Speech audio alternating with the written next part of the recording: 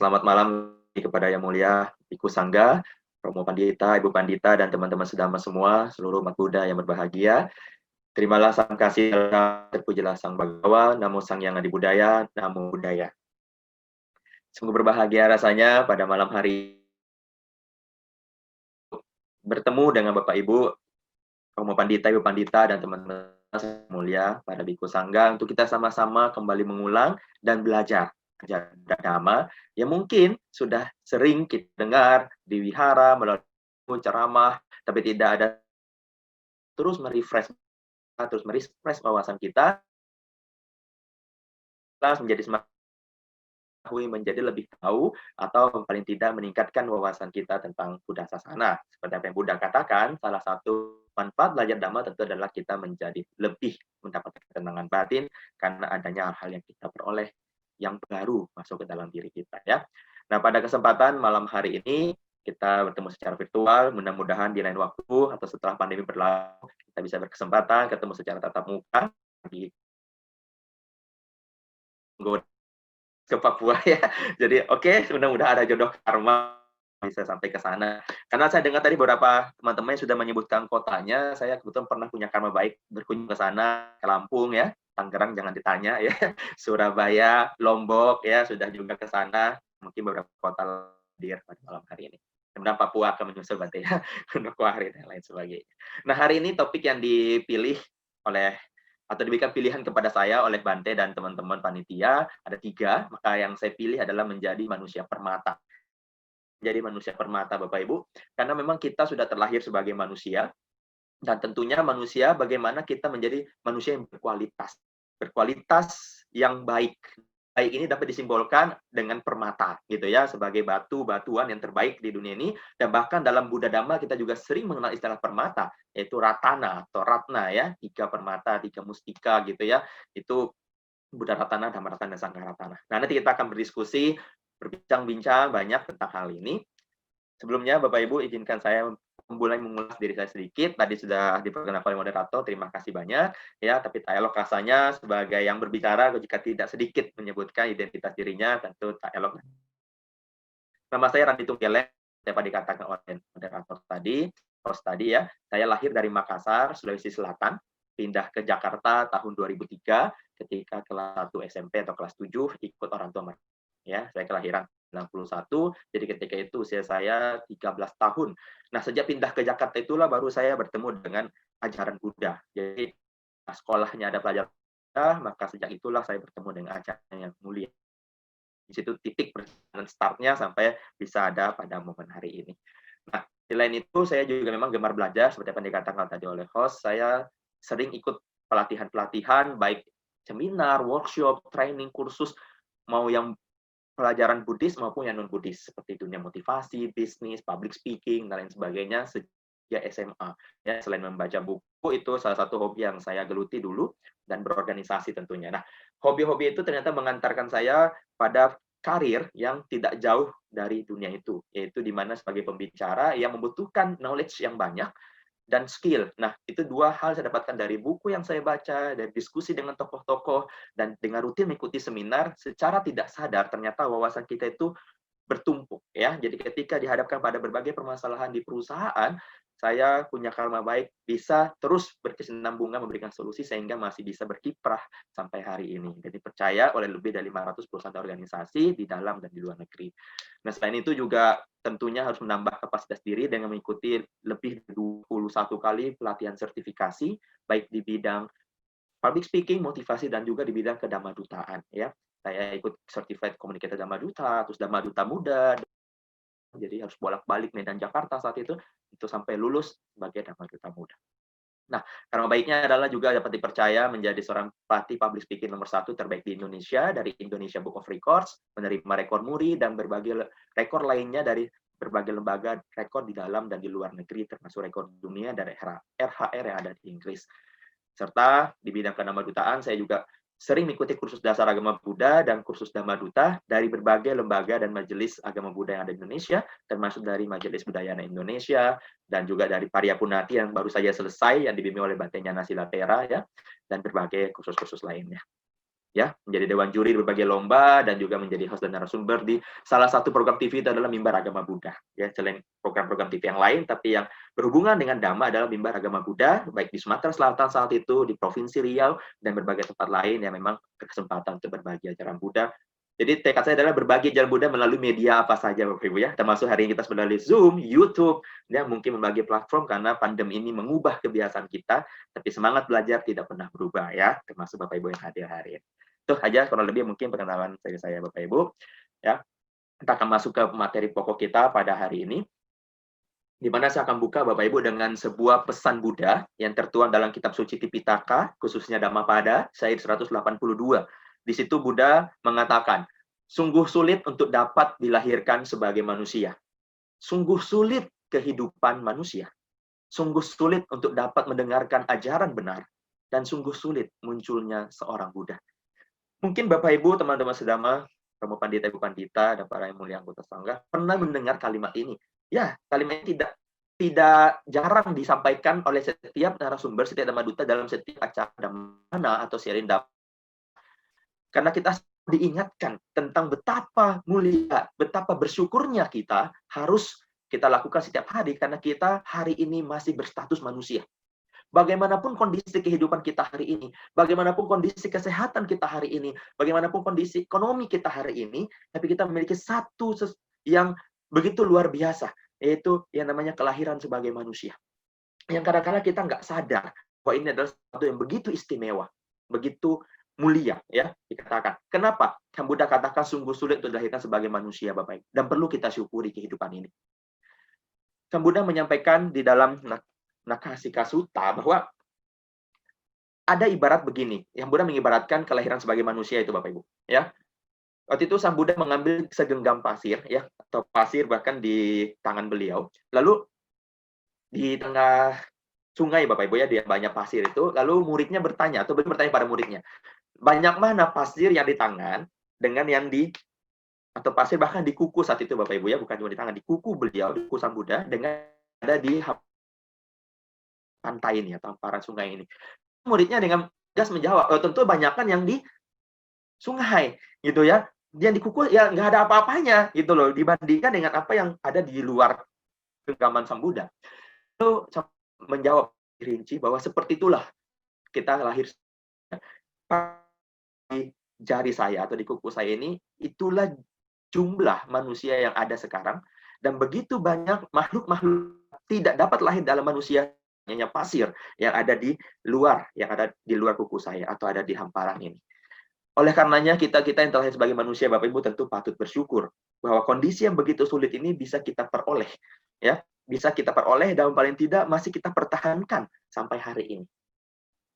Di kisah lain, Bapak Ibu, kita juga mungkin pernah mendengar satu analogi betapa sulit memperoleh kelahiran sebagai manusia.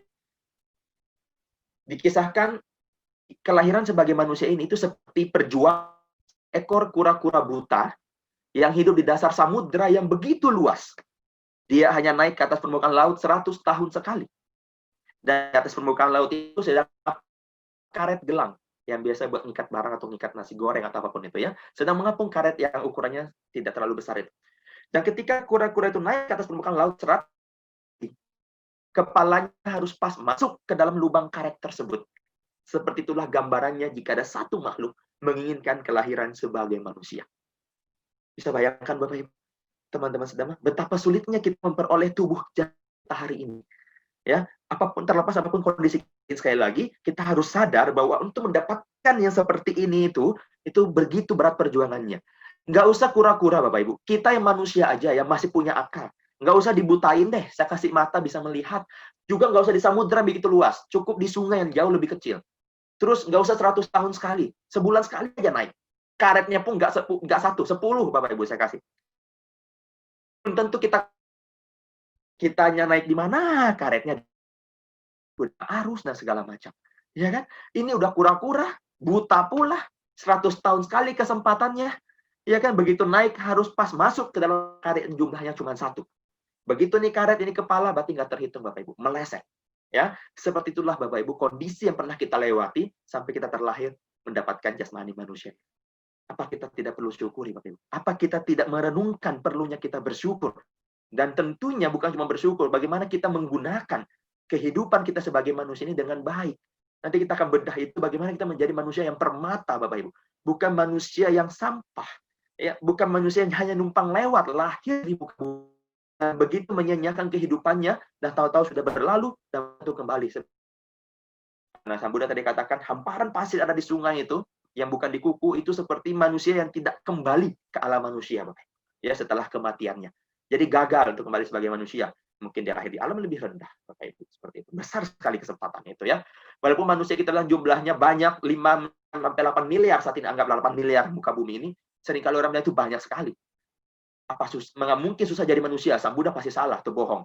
Enggak, 8 miliar itu enggak ada apa-apanya, Bapak Ibu, teman-teman sedama. Jika kita bandingkan dengan jumlah semut saja di dunia, ya kan, tidaknya jumlah manusia itu. Baru satu jenis hewan itu. Buktinya apa? Satu rumah kita tinggal, anggaplah sekeluarga 5. Berapa banyak semut di rumah kita, Bapak? Ya kan? Ada yang mau hitung di sini? Nanti setelah kelas ini boleh hitung, Bapak Ibu, ya. Berapa jumlah semut yang ada di rumah Anda? Masih kurang juga, tambah lagi di rumah sebelah, Bapak Ibu. Itu rumah kosong, nggak ada yang tinggal, tetangga kita udah pindah. Ada semutnya nggak? Ada juga. Depan rumah kita nggak ada rumah, adanya pohon dan rumput. Ada semutnya nggak? Ada juga. Artinya ada nggak ada manusia? Ada semut, Bapak Ibu. Jadi banyak semut atau banyak manusia ini? Tentu banyak semut. Terus itu baru satu macam hewan, belum nyamuk, belum lalat, belum belatung, Bapak Ibu. Ya, belum serangga lain, belum binatang-binatang berkaki 2, berkaki 4 yang terbang dan yang berenang. Jika Bapak Ibu ingin sensus ikan lah kalau tidak. Ya, belum kelar kita hitung tuh ikan kita yang kelar duluan, Bapak Ibu. Ya, kita hitung dia di mana, dia berenang di sungai, di empang, di akuarium, ya, dan lain sebagainya. Itu baru 2 jenis, 3 jenis hewan. Ya, jadi kalau kita mau bilang manusia itu banyak, nggak ada apa-apanya. Kita adalah orang-orang yang beruntung, makhluk-makhluk yang beruntung bisa menjadi sedikit di antara peluang yang kecil, ya, menjadi manusia. Pertanyaannya, sudah menjadi manusia permata atau belum? Jadi kita akan bahas, ya. Kedua, saya sudah bilang sungguh sulit kehidupan manusia. Ya, kalau Bapak Ibu hari ini merasa hidupnya sulit, apalagi ditambah dengan pandemi begini, ya memang Sang Buddha sudah bilang, memang sulit kehidupan manusia, Bapak Ibu. Makanya tidak heran banyak juga yang memilih jalur mengakhiri kehidupannya sebagai manusia. Bunuh diri maksudnya, ya, dengan berbagai cara. Nah, harapan kita tentunya kita yang kenal damai ini nggak melangkah sampai ke tahap itu, Bapak Ibu. Karena itu sangat merugikan diri sendiri dan bodoh. Menyanyiakan kesempatan yang begitu sulit didapatkan. Yang Buddha bilang sulit menjadi kehidupan manusia. Dia harus bekerja, memenuhi kehidupannya, memenuhi keinginannya banyak. Ya kan, kalau dia tidak mengenal dhamma, dia akan terkendali oleh keinginannya yang terus-menerus haus, Bapak Ibu. Ya, terus-menerus membuat dia tidak puas dan menderita. Ya, itulah yang banyak manusia alami. Karena tidak banyak manusia kenal dhamma, bukan kan? Jadi ya, itu yang dialami. Oke, lalu Sang Buddha melanjutkan, sungguh sulit juga untuk dapat mendengarkan ajaran benar. Banyak, sudah sedikit jumlah manusia dibanding makhluk yang lain, tapi lebih banyak yang tidak dengan ajaran benar, Bapak Ibu. Ya, bisa kita ukur dari berapa banyak umat Buddha di dunia.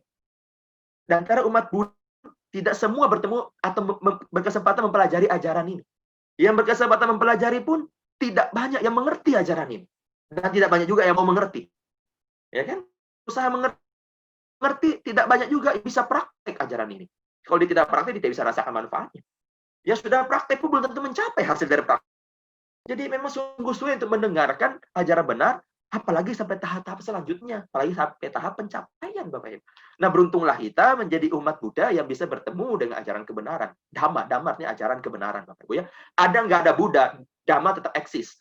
Buddha hanya menemukan Dhamma, yaitu kebenaran mutlak alam semesta, dan menyampaikan pada kita semua sebagai solusi dari penderitaan yang kita alami. Jadi ada nggak ada Buddha, ya Dhamma tetap ada. Seperti ada meninggal atau belum meninggal mungkin salah satu pejabat, ya tetap hukum undang-undang itu tetap berlaku, Bapak Ibu. Jadi undang-undang itu bukan ada karena adanya sosok siapa, tapi undang-undang kita hasil kesepakatan pemimpin bangsa. Ideologi negara kita hasil kesepakatan pemimpin dan pendiri bangsa. Ya kan? Artinya akan tetap eksis. Ada tidak adanya sosok tersebut. Ada tidak adanya sosok proklamator kita hari ini sudah meninggal, tetap warisan dari beliau, buah pikirannya sebagai ideologi bangsa kita, Pancasila, tetap eksis. Ya kan? Gitu loh. Karena sampai itulah Dhamma. Hukum kebenaran akan tetap eksis ada daya Buddha. Beruntunglah kita bisa bertemu ajaran ini, karena kenapa? Termasuk yang keempat, yaitu sungguh sulit munculnya seorang Buddha, Bapak Ibu. Nah, kita itu ada di masa di mana kemunculan seorang Buddha. Manusia Buddha, manusia Buddha. ya, Buddha Gautama. Walaupun jasmani beliau sekarang telah lama parinibbana, tapi kita masih dapat warisannya, yaitu ajaran kebenaran, damanya, Bapak. Ini kan Buddha katakan 4 kondisi yang sulit. Karena bisa saja kita terlihat sebagai manusia lagi, mungkin setelah kematian kita yang nanti, saat itu Dhamma sudah tidak eksis. Sehingga ketika kita lahir, kita tidak bisa mendapatkan jalan keselamatan, jalan pembebasan duka, Bapak. Kita hanya bertemu dengan pandangan-pandangan salah. Mungkin pandangan salah itu berupa sebenarnya, oh dosa itu, perbuatan buruk bisa dihapuskan. Hidup ini penuh sukacita. Nah, pandangan keliru itu akan semakin berkembang, Bapak Ibu. Tidak menyampaikan realita kehidupan bahwa hidup, ya memang dasarnya realitanya duka, tidak memuaskan. Yang kita harus capai itu duka, gitu loh. Lenyapnya duka. Ya tetap tidak memuaskan. Gitu lah. Sang Buddha menyampaikan realita itu. Terus karma, ada tidak ada Buddha, kita karma tetap eksis kan. Dengan adanya Buddha, kita jadi mengerti bahwa perbuatan kita itu membuahkan akibat. Itu sehingga kita bisa mengerem perbuatan yang buruk dan kita bisa meneruskan perbuatan yang baik. Bayangkan jika kita berpandangan bahwa sebenarnya karma buruk, dosa itu bisa diampuni, bisa dihapuskan. Nah, kalau kita udah buat karma buruk, lalu kita minta ampun, minta pertobatan gitu dan hilang, kita akan buat lagi karena kita anggap saldo kita sudah nol. Betapa bahayanya pandangan seperti itu, Bapak Ibu. Padahal sejatinya itu hanya pemikiran, pemahaman kita. Alam semesta bekerja tetap tidak terhapus. Kita kira sudah dihapus. Iya kan? Nah ini ketika kita lahir sebagai manusia tapi tidak berjodoh dengan ajaran kebenaran, pandangan kita akan banyak ke arah sana. Meditasi sih, tapi tujuannya mencari kesaktian. Iya kan? Nah, pandangannya jadi keliru, walaupun perilakunya seperti perilaku baik. Tapi kalau tidak bertemu ajaran kebenaran, maka nanti kita juga akan bedah ini lebih lanjut. Ya kan? Nah, inilah gambaran pembuka kenapa topik kita hari ini menjadi menarik, menjadi penting kita bahas, menjadi penting kita bedah, karena kita masih menjadi manusia, kita masih hidup sebagai manusia, dan kita merasa apa yang Buddha katakan sulitnya kehidupan manusia, kita juga punya jodoh karma bertemu ajaran Buddha, ajaran benar, dan kita juga ada di masa kemunculan Buddha. Ya, satu masa periode di mana ajaran Buddha itu ada, dibabarkan langsung oleh Manuso Buddha Gautama di era ini. Nah, pertanyaannya dan pelajaran kita hari ini adalah bagaimana kita akan status kita sebagai manusia ini bukan sekedar numpang lewat sekali lagi, tapi kita benar-benar bisa menjadi manusia yang permata, ya, yang artinya berguna, berkualitas. Berguna bagi siapa? Nanti kita akan bedah itu juga. Paling tidak kita harus berkualitas, Bapak. Kualitasnya setara, selevel permata. Ya, gimana kita tahu permata adalah batu-batu mulia yang berharga mahal, yang banyak orang dalam kehidupannya bahkan tidak sempat miliki permata. Paling tidak kalau kita tidak bisa memiliki batu permata, kita menjadi yang permata. Kita jadikan diri kita, batin kita sebagai permata itu, sehingga bernilai mahal di mata alam semesta. Ya, baik. Ini gambaran pembukanya Bapak Ibu dari ajaran atau Sabda Buddha di Dhammapada. Nah, topik kita hari ini adalah menjadi manusia permata. Topik yang begitu menarik ketika Bante berikan, ya opsinya saya berpikir beberapa hari topik ini antara 3 itu. Itu saya mencoba untuk Ibu ya, apa yang racik secara mudah, sederhana agar hari bisa dapat manfaat yang lebih besar ya. Oke, jadi manusia permata motivasi semua sama. Ya, permata sekali saya katakan itu sesuatu yang begitu mahal Bapak Ibu. Iya. Ya, jenis satunya adalah intan, berlian, ya dan lain sebagainya itu adalah batu-batu mahal. Bapak Ibu mungkin ada yang bahkan bisa melebihi harga-harga elektronik kita di rumah. Segalanya. Oke.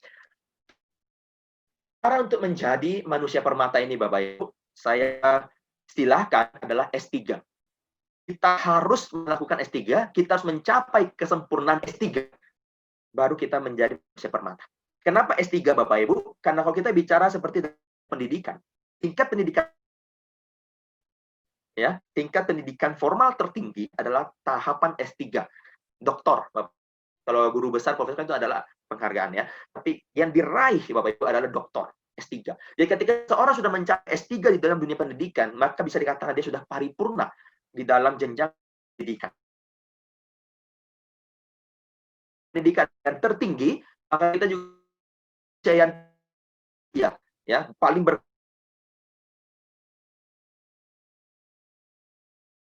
selalu bisa ingat. Cara menjadi permata, berarti manusia berkualitas atau sama dengan meraih S3. Ya, meraih S3 tentu harus melewati jalan ya, menyempurnakan, memparipurnakan S3 ini. Seperti itu Bapak Ibu ya. Apa S3 ini Bapak Ibu? Tentu bukan Bapak Ibu saya suruh kuliah, bukan ya, Romo Pandita, Ibu Pandita, bukan. Tapi ini meminjam istilah agak mudah kita paham. Kita akan bahas S yang pertama Bapak Ibu. S yang pertama adalah sadar. Jadi untuk menjadi manusia permata, Bapak Ibu, kita harus memiliki dan menyempurnakan sadar atau keyakinan, ya. Sadar artinya keyakinan, Bapak Ibu, ini bahasa Pali, sadar dalam bahasa Sanskerta. Jadi modal awal, bahan pertama, tahapan pertama yang harus kita lakukan, yang harus kita lewati, harus kita jalani, Bapak Ibu, untuk menjadi manusia, ya. Paling tidak sebagai manusia nih, ya. Kita belum bicara tahapan mencapai nibbana. Paling tidak kita sebagai manusia nih, di tubuh jasmani kita yang sekarang, kita menjadi manusia yang permata, Bapak Ibu, yang berkualitas, mahal, ya. Itu harus kita punya sadar. Sadar yang baik, keyakinan yang berkualitas juga, keyakinan yang mata, keyakinan yang sempurna. Keyakinan seperti apa, Bapak Ibu? Sadar seperti apa yang harus kita miliki?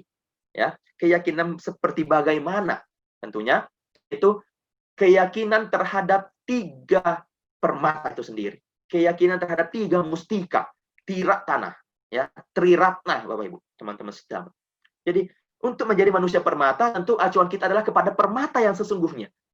Kepada mustika yang paling bernilai di alam semesta, ya, yang bahkan tak bisa terhitung nilainya, yaitu Buddha Ratana, Dhamma Ratana, dan Sangha Ratana.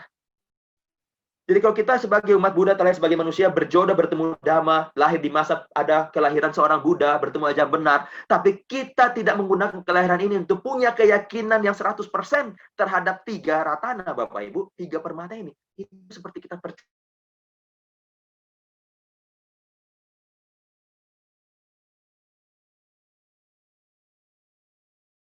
Dhamma, tidak yakin pada pencapaian Sangha, tidak yakin pada apa yang Buddha katakan, dan apa yang realisasi Buddha lakukan. Kalau kita tidak yakin pada 3 ini, Bapak Ibu, tidak akan ada tahapan berikutnya. Maka pintu masuk, kunci masuk menjadi umat Buddha adalah tisarana. Mengambil 3 perlindungan. Nah, sebelum tisarana ini kita lakukan, tentu harus dasarnya adalah yakin adanya pada kemuliaan Buddha, Dhamma, dan Sangha. Kalau seseorang tidak yakin pada Buddha, Dhamma, dan Sangha, tidak mungkin dia akan mengambil 3 perlindungan, Bapak Ibu. Kalau dia tidak mengambil 3 perlindungan, berarti tidak membuka pintu. Kalau dia tidak membuka pintu masuk, bagaimana bisa apa yang ada di dalam, apa yang ada di balik Dhamma dan segala macam itu, Bapak Ibu. Ya, kalau dia tidak pergi ke dokter, Bapak Ibu, karena dia tidak yakin bahwa dokter obat itu bisa menyembuhkannya, ya selagi orang sakit dia akan tetap di rumah.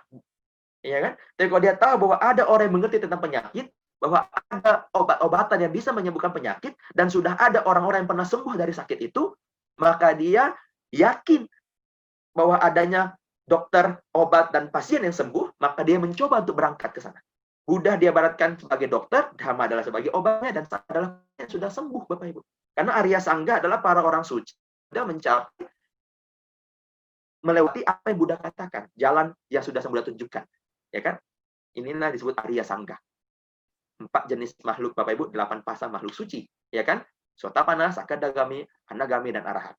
Sotapanna, Magga dan Pala, Anagami, Magga dan Pala, Sakadagami, Magga dan Pala, Arahat, Magga dan Pala. Nah, jadi pertama kita miliki menjadi manusia permata adalah ya penuhi, ya tingkatkan dan kokohkan keyakinan kita pada Buddha, Dhamma, dan Sangha. Sang Tiratana. Permata yang begitu mulia, yang tiada tara di dunia ini, Bapak Ibu. Yang sadar sempurna tercerahkan, sempurna tindak dan tanduknya. Buddha, Bapak Ibu. Guru para dewa dan manusia. Itu kualitas Buddha yang ada di Buddha Nusati. Terus yakin pada kehebatan Dhamma. Jalan yang untuk kita realisasi terbebas duka. Bapak Ibu ya. Jalan untuk kita bisa mencapai bebasnya duka. Ini Dhamma, Bapak Ibu. Kebenaran sejati. Bukan pembenaran, bukan kebenaran relatif yang hanya berlaku di sebagian tempat atau sebagian situasi. Tapi ini kebenaran absolut. Yang sekali lagi, bahkan tidak ada Buddha sekalipun, hukum itu akan tetap bekerja. Bahkan kita sudah yakin pada Sangha, orang-orang sudah mencapai tahap ini, bahwa kalau ada yang pernah mencapai, berarti kita bisa mencapainya. Kalau ada orang yang pernah merealisasi, kita bisa merealisasinya. Karena dia kita menjalani jalan yang sama, guru yang sama, kita punya pelajaran yang sama. Ya, pertanyaannya, cepat atau lambatnya kita lulus, Bapak Ibu. Berapa kuat semangat kita, berapa yakin kita bahwa jalan ini, gerbang tol ini, ujungnya adalah jalan itu, pencapaian kota itu. Ya kan? Nah, ketika kita melewati itu, maka kita juga sampai. Tinggal berapa cepat saja kita berjalan, berapa fokus kita melangkah agar jalannya tidak berbelok kemana-mana, nah kita akan sampai tujuan yang sama. Seperti itu kan gambar. Ya, ini keyakinan yang pertama. Jadi dari sadar, yang harus kita ingat adalah poinnya, sadar pada apa? Sadar pada tiratana. Yakin dulu nih, pada ini. Kalau ini hanya yang goyah, yang next-nya itu nggak bisa. Nah, itu kita tidak next-nya bagaimana menjadi berkualitas atau permata. Ya. Kayak yang kedua, yang juga tidak kalah penting Bapak Ibu. Setelah kita punya keyakinan kepada Sang Tiratana, 3 permata ini, keyakinan berikutnya harus kita punya adalah keyakinan kepada 4 kebenaran mulia. Ya, ajaran Samudra, Cama Cakka Pawatana Sutta yang disampaikan kepada 5 orang pertapa Bapak Ibu ya pada masa itu. Saji, dia dan juga saat itu kita nyatakan yang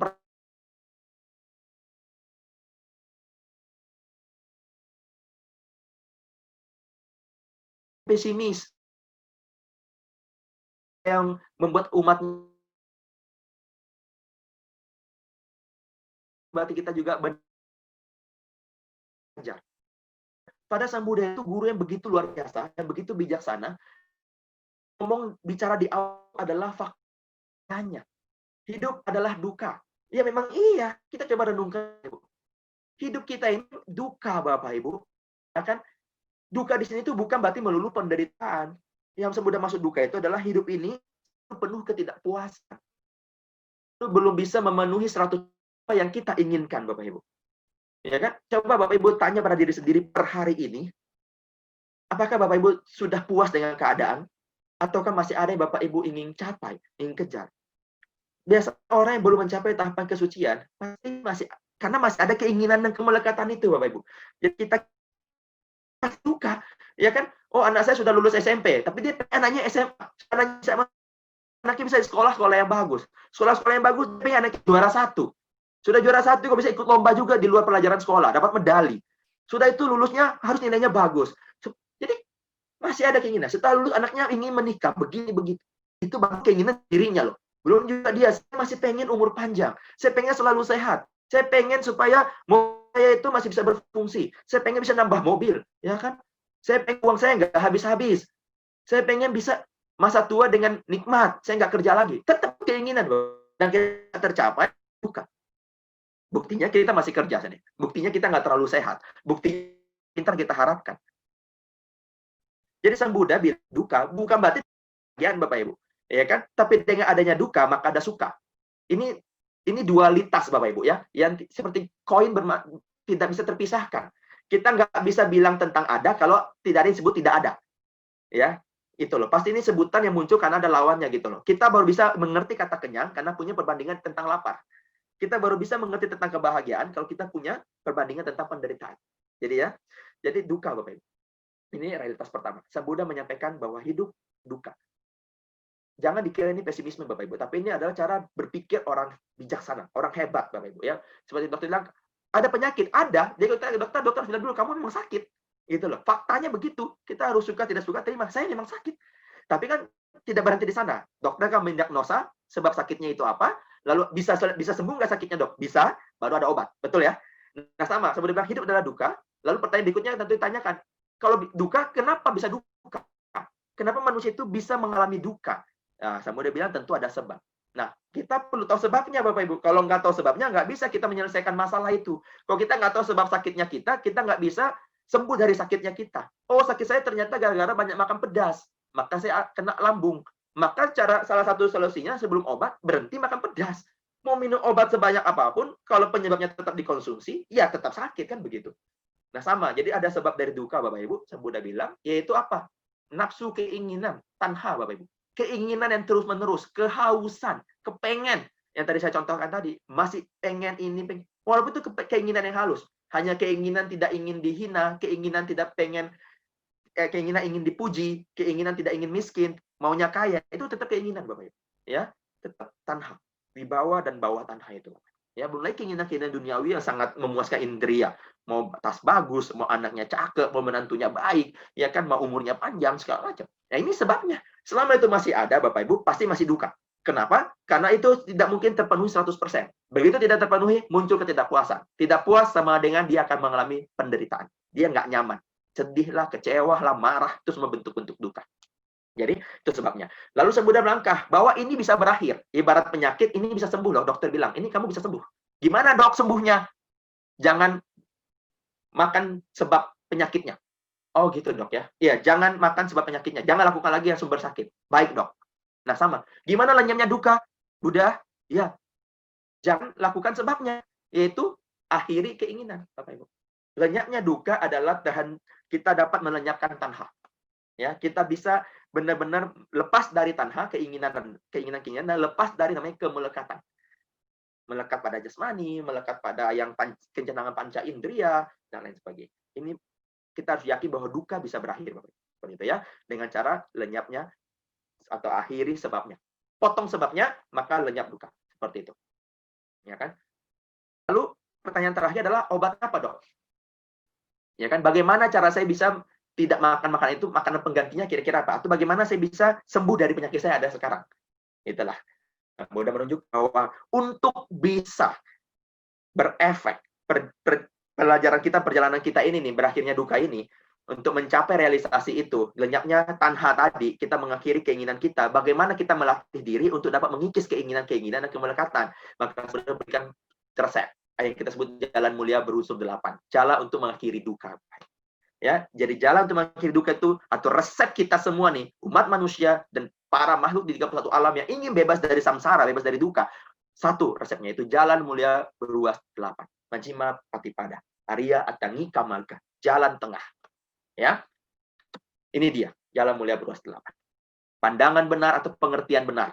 Lalu ada pikiran benar, ucapan benar, perbuatan benar, mata pencaharian benar, daya upaya benar, perhatian benar, dan konsentrasi benar.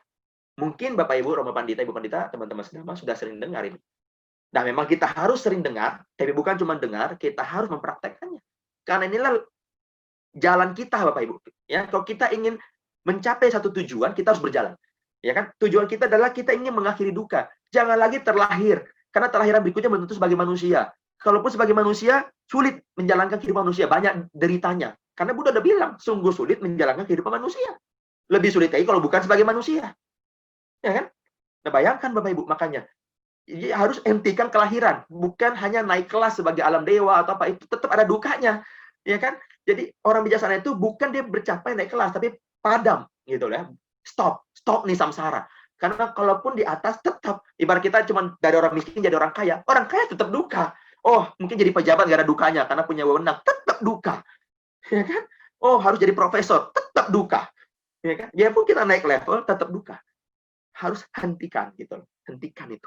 Ya, nah ini jalan untuk menghentikan itu. Kenapa pengertian benar nomor 1, Bapak Ibu? Karena tanpa pandangan dan pengertian benar, tidak mungkin kita bisa melakukan 7 yang lainnya ini. Pasti akan salah semua. Maka kita perlu belajar dhamma, belajar kebenaran, agar pandangan kita punya pandangan kebenaran. Kalau enggak, masih pandangan pembenaran menurut diri sendiri. Ya kan? Kita bagaimana tahu tentang sesuatu yang benar kalau kita nggak belajar tentang kebenaran? Ya kan? Kita mau tahu tentang benar, ya harus belajar kebenaran. Nah, setelah belajar kebenaran akan muncul wawasan, pengertian tentang yang benar, pandangan. Dan pandangan ini, pengertian ini menentukan semua langkah kita, baik dari pikiran sampai ke ucapan, perbuatan, dan mata pencarian segala macam, Bapak Ibu. Betapa krusialnya poin nomor 1 itu. Makanya nggak bisa dibalik, Bapak Ibu. Jalan mulia beruas 8 diawali dengan pandangan pengertian benar. Karena semua makhluk atau khususnya kita manusia bertindak, itu pasti dari pengertian. Pandangan. Contoh, jika kita berpandangan bahwa berbohong demi kebaikan itu boleh, maka kita akan selalu atau sering melakukan kebohongan demi kebaikan. Karena kita meyakininya boleh. Baik kok, nggak apa-apa. Demi dia tidak ini, demi dia tidak itu. Itu pandangan kita, boleh. Maka kita lakukan. Nah, orang yang berpandangan tetap tidak boleh bohong demi kebaikan. Dia tidak akan lakukan bohong demi kebaikan. Dua pandangan yang berbeda. Ya kan? Nah, pertanyaan saya, menurut kebenaran, yang mana yang benar? Tetap tidak boleh, Bapak Ibu, apapun alasannya. Karena kebenaran tidak berada di abu-abu, hitam atau putih, yes or no, boleh atau tidak, benar atau salah. Bukan benar-benar salah atau salah-salah benar. Nggak ada. Ya benar atau salah. Langsung hitam atau putih. Tidak benar. Itu Bapak Ibu. Berbohong demi kebaikan. Apapun alasan kebohongan, tetap tidak benar. Kan nggak ada yang menderita. Siapa bilang? Yang dibohongi tetap menderita. Enggak. Ini demi dia nggak sakit hati. Kalau saya kasih tahu faktanya, dia akan sakit hati. Nah, saya tanya Bapak Ibu sekarang. Coba jawab diri sendiri dalam hati. Bapak Ibu kalau dibohongi orang, suatu hari Bapak Ibu tahu nih kebohongan itu. Terus dia jawab, iya saya bohongi kamu supaya kamu nggak sakit hati kalau dengar. Kira-kira dalam hati ngomong apa? Mending gue tahu aslinya, pedih, daripada ternyata manis tapi palsu. Setuju? Ya kan, yang pacaran, seandainya dibohongi pacarnya, dibohongi istrinya, dibohongi mama papanya, dibohongi suaminya, atau dibohongi anak buahnya, dibohong. Siapa yang suka, Bapak? Tetap membuat korban, tetap ada yang menderita. Ya nggak boleh, ya kan? Ini pentingnya pandangan. Atau yang kedua, Bapak Ibu, yang mungkin relevan dengan kehidupan kita sebagai Buddhis. Function, Bapak Ibu tahu function? Atau nggak function ya? Kita bicara soal dana paramita, Bapak Ibu. Berdana kepada anggota sangga. Kenapa pandangan ini penting, Bapak? Ada 2 orang berdana kepada biku sangga yang sama. Bantenya sama nih, Bapak Ibu. Jumlah uangnya sama, waktu dananya sama. Ya kan? Pertanyaan saya adalah, apakah 2 orang ini punya karma baik yang pasti sama? Belum tentu, Bapak Ibu. Ya, betul jawabannya belum tentu. Kenapa? Karena tergantung dari cetananya. Karena Sang Buddha katakan karma adalah cetana, tergantung cetana, niat, ya, kehendak. Bukan dari action-nya, Bapak Ibu. Nah, bayangkan kalau ada 2 orang yang berbeda nih. Yang satu pandangannya karena sudah mengerti Dhamma, sering belajar, maka punya wawasan pandangan benar. Dia berdana kepada biku sangga itu dengan tujuan menyokong kehidupan sangga agar Buddha Dhamma bisa lestari dan ingin melepas kemelekatan. Yang orang kedua yang tidak punya pandangan, dia taunya ini berbuat baik. Ya udah dia berbuat baik, yang penting gue buat baik aja. Pandangannya cuma segitu, plus dia bilang supaya saya bisa dapat nama di mata Bante ini, supaya saya sering dipuji, supaya nama saya disebut-sebut kalau ceramah, supaya saya dianggap juga kehadiran di sini, diperhitungkan juga kalau saya bicara, pendapat saran saya. Itu niat dia, Bapak. Cetananya seperti itu ketika berdana. Pertanyaan saya, apakah dengan jumlah dana yang sama dan kepada biku yang sama di waktu yang sama, 2 orang ini mendapatkan manfaat yang sama? Karma yang sama? Tidak. Lagi-lagi karena kenapa? Cetananya berbeda. Dari mana kita bisa tahu bahwa yang menentukan adalah cetana, Bapak Ibu, bukan actionnya? Dari belajar. Bayangkan kalau kita nggak punya pandangan pengertian itu, kita akan lakukan seperti yang kedua. Yang penting gue buat baik. Baik nggak cukup, Bapak Ibu. Benar nggak pertanyaannya, perbuatan itu? Dari mana landasan benarnya? Dari standarisasi kebenaran. Kita harus punya standar kebenaran itu. Dari mana? Ya belajar. Punya pengertian tentang yang benar-benar itu. Begitu juga dengan ucapan yang benar. Ya kan, termasuk tadi kebohongan demi kebaikan itu, benar atau tidak? Ya dari standar ucapan ini. Kan udah saya ngomong, harusnya kan tuh udah ini, saya udah sampaikan. Tapi tepat waktu nggak? Kamu udah bilang ucapan benar itu bukan hanya baik, tapi harus tepat waktu. Kadang-kadang ucapan yang sama dilakukan di waktu yang berbeda, dampaknya bisa berbeda. Nah, sudah tepat waktu nggak kita memutuskan mengucapkan kata-kata itu? Nah, dari mana kita bisa tahu bahwa ucapan benar diukur dari salah satu dari tepat waktu? Dari pengertian benar. Lagi-lagi dari belajar. Ya, begitu juga seterusnya, Bapak Ibu. Ya. Termasuk daya upaya benar. Daya upaya benar ini adalah semudah katakan 4 hal, Bapak Ibu. Memunculkan hal baik yang belum muncul dalam diri kita. Meneruskan hal baik yang sudah muncul dalam diri kita. Menghilangkan hal buruk yang ada dalam diri kita. Dan tidak memunculkan hal buruk yang belum muncul dalam diri kita. Nah, ketika kita selalu mampu berupaya atas 4 hal ini, maka itu dikatakan adalah upaya yang benar. Ya, suatu upaya yang benar, Bapak Ibu. Nah, kan kita tahu dari mana bahwa upaya benar itu ada alat ukurnya, ada standarisasinya. Dari belajar, Bapak Ibu. Ibu belajar dari hari ini dengan saya belajar dari materi sebelumnya, dari buku. Kita terus-menerus seperti itu. Kalau enggak, kita nggak tahu upaya benar apa. Kita akan punya asumsi sendiri. Oh, mungkin begini. Oh, mungkin begitu. Rasa-rasanya sudah baik kok. Nah, ternyata kacau. Ya kan? Function. Tadi saya contoh sedikit. Ya kan? Sama-sama lepas hewan yang sama. Jumlah ekornya sama. Tempatnya sama, waktunya sama. Tapi yang satu niatnya memang untuk menyelamatkan makhluk agar tidak menderita lagi. Yang satu niatnya buang sial karena lagi ciong. Loh, jumlah hewannya sama. Apa karma baiknya sama? Beda, Bapak Ibu. Karena cetananya berbeda. Dari mana tahu cetana yang menentukan? Lagi-lagi dari pengertian. Pengertian muncul dari belajar. Ya, begitu juga ketika mungkin Anda, Bapak Ibu, kita semua melakukan meditasi sampai tahap meditasi loh ini, Bapak Ibu. Yang tidak punya pengertian benar, yang punya pengertian benar akan beda. Walaupun sama-sama dia meditasi dan sama pencapaiannya seandainya. Nanti mereka sama-sama sudah meditasi sampai ke tahap terbang, melayang. Loh, yang satu mikir, yang nggak punya pandangan benar. Wah, saya udah mencapai puncak dari meditasi. Buktinya apa? Saya bisa melayang. Sakti. Yang satu, biasa aja sudah punya pengertian benar bahwa melayang dan terbang itu bukan tujuan akhir. Kesaktian bukan tujuan akhir, tapi bagian dari perjalanan. Kemampuan-kemampuan batin yang muncul ya wajar, tapi tujuan saya bukan itu. Kita akan bedah lebih lanjut, ya. Ini dari mana taunya? Dari pandangan. Kalau kita nggak punya pandangan tentang meditasi, nggak punya pengertian benar tentang meditasi, dan kita coba meditasi, dan serius, mungkin sampai ke tahap yang tadi, sakti, terbang, kita kira kita sudah mencapai puncak, dan kita akan berhenti sampai di situ. Kenapa? Wawasan kita hanya sampai sana. Ya kan? Padahal itu baru gerbang masuk, Bapak Ibu. Atau itu bagian yang wajar dilewati. Kalau kita tinggal di Jakarta itu ibarat Jakarta mau ke puncak, Bapak Ibu. Ya kan? Lewatin gerbang tol Jagorawi. Itu wajar gitu, pasti dilewati maksudnya. Ya kan? Bukan berarti gerbang tol Jagorawi sama dengan akhir dari perjalanan. Kita belum nyampe puncak, baru di gerbang tol. Tapi bagi orang yang nggak punya pandangan, dia kira itu sudah puncaknya perjalanan dia. Terbang itu sudah puncak dari meditasi dia. Ya, ini Bapak Ibu ya. Jadi kita harus yakin dulu pada tiratanah bahwa duka ini bisa lenyap, ada jalannya, dan jalannya ini Sang Buddha sudah tunjukkan secara runut, secara jelas tahapan-tahapannya, dan kuncinya ada di pengertian pandangan benar. Karena tanpa itu semuanya akan menjadi salah, walaupun baik. Sekali lagi Bapak Ibu ya, baik belum tentu benar Bapak Ibu. Sekalipun baik. Ya, merampok demi kebaikan, berbohong demi kebaikan, mungkin baik motivasinya, tapi tetap perbuatan salah. Ya, tetap perbuatan salah. Maka kita bukan bicara baik atau tidak baik, kita bicara tahapan benar atau tidak benar. Oke? Nah, ini adalah gambaran Bapak Ibu, di mana kita sadar poin keyakinan kita hari ini kita berhenti sampai di sini. Ya, nanti next kita akan bahas yang kedua. Yaitu apa? Sadar pada tiratana, sadar pada 4 kebenaran mulia, sadar keyakinan pada jalan mulai beros 8, itu intisarinya satu Bapak Ibu. Yaitu kita harus punya keyakinan yang 100% bahwa duka kita ini bisa berakhir. Duka kita itu bisa akhir Bapak Ibu. Ya, itu namanya nibbana. Bisa berakhir. Itu harus optimis dulu nih. Jangan bilang saya akan terus di dalam samsara. Saya tidak mungkin ada akhir duka, tidak mungkin bisa nibbana. Kalau ini itu pandangan salah. Kita harus yakin dulu. Kalau kita mau sebagai umat Buddha harus punya keyakinan bahwa duka bisa diakhiri. Penyakit ini bisa sembuh. Daripada kita ke dokter, yakin dulu. Nah, duka ini bisa berakhir Bapak Ibu. Ya, duka ini lenyap. Artinya kita benar-benar tidak lagi lahir dalam samsara. Mau di alam apapun kita nggak lahir lagi. Ya, lenyap. Berakhir, padam Bapak Ibu. Padamnya kelahiran. Padamnya, itu adalah nibbana. Tidak lahir kembali. Kita lahir kembali sebagai makhluk apapun, itu berarti kita belum berakhir. Masih akan mengalami duka. Kita harus yakin bahwa bisa berakhir. Kenapa saya milih gambar lampu Bapak Ibu? Bapak Ibu lihat bohlam. Awalnya dia belum menyala. Lalu ketika kita nyalakan ke listrik, dia akan menyala Bapak Ibu. Tapi bohlam ini akan padam nggak Bapak Ibu? Akan. Ada dua kondisi bohlam ini padam. Padam yang pertama Bapak Ibu, ketika kita matikan saklar. Oh, udah pagi, lampu dimatikan. Setelah itu saklar dinyalain lagi, lampu hidup lagi, betul? Ini adalah seperti kehidupan kita Bapak Ibu sebagai makhluk. Ketika kita mengalami kematian, itu ibarat saklar ditutup. Tapi kita akan lahir lagi, nyala lagi tuh lampu ketika saklarnya dipencet. Akhirnya kita berarti belum padam total, hanya padam sementara. Ketika dinyalakan lagi, dia akan hidup lagi lampunya. Begitu juga kita, ketika kita meninggal dunia nanti, kalau kita belum mencapai nibbana, realisasi nibbana, itu hanya transit sementara. Karena kondisinya masih ada, sebab-sebab terakhir itu masih ada, belum diakhiri, belum dicabut akarnya, ya lahir lagi, derita lagi Bapak Ibu. Jalan lagi proses kehidupan itu. Tapi bisa berakhir nggak kehidupan itu?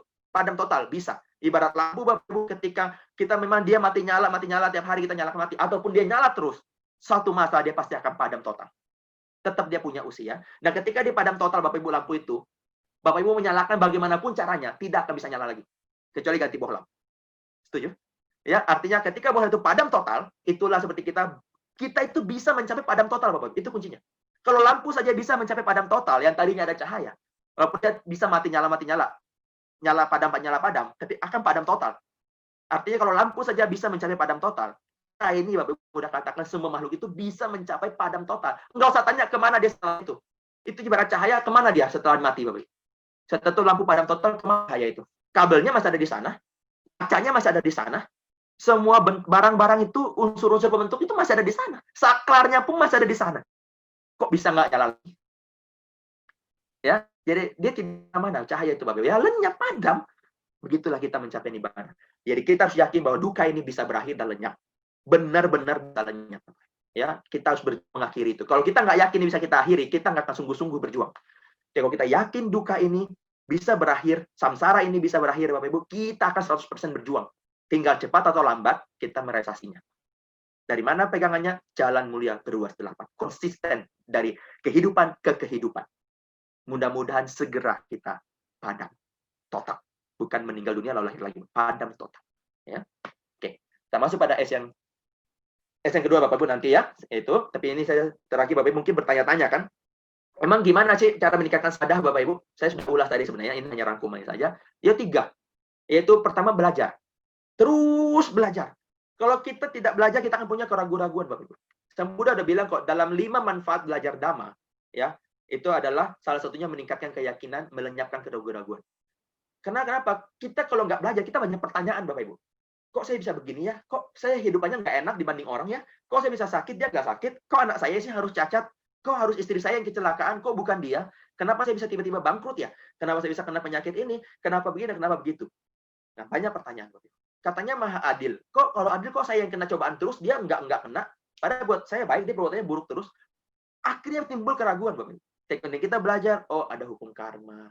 Oh, ada karma yang tidak bisa saya lacak di kehidupan saya lalu, mungkin berbuah hari ini. Saya belum mampu untuk mengetahuinya. Oh, saya bisa memperbaikinya ke depan. Oh, saya punya ini, oh, saya punya itu. Pelan-pelan keyakinan meningkat.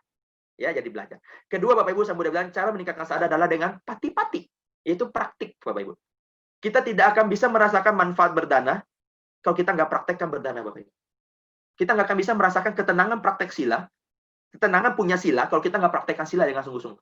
Coba Bapak Ibu praktekin. Bapak Ibu akan tahu rasanya persis dibanding orang cerita. Siapapun yang cerita itu, kalau Bapak Ibu nggak praktik, tidak akan sama dengan Bapak Ibu praktik. Makanya belajar itu meningkatkan sadar, praktik lebih meningkatkan lagi, Bapak Ibu. Sebaiknya kita praktik setelah belajar. Karena kalau kita praktik tanpa belajar, maka seringkali praktiknya jadi salah.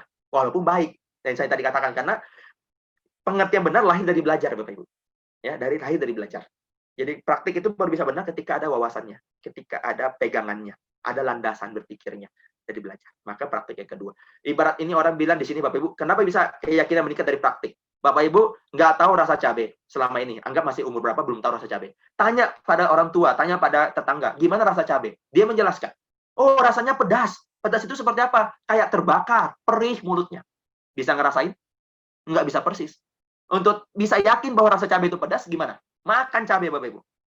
Coba makan 10 biji. Kebakar benar mulut. Ya kan? Setelah itu kita akan yakin bahwa cabai pedas. Mau siapapun yang ngomong cabai nggak pedas, kita akan lebih yakin dengan apa yang menjadi prakteknya kita. Saya pernah makan kok, pedas kok. Yakin kan? Nah, itu Bapak Ibu. Yakin akan tumbuh salah satu dengan praktik. Terakhir adalah realisasi, Bapak Ibu. Ya, patiweda.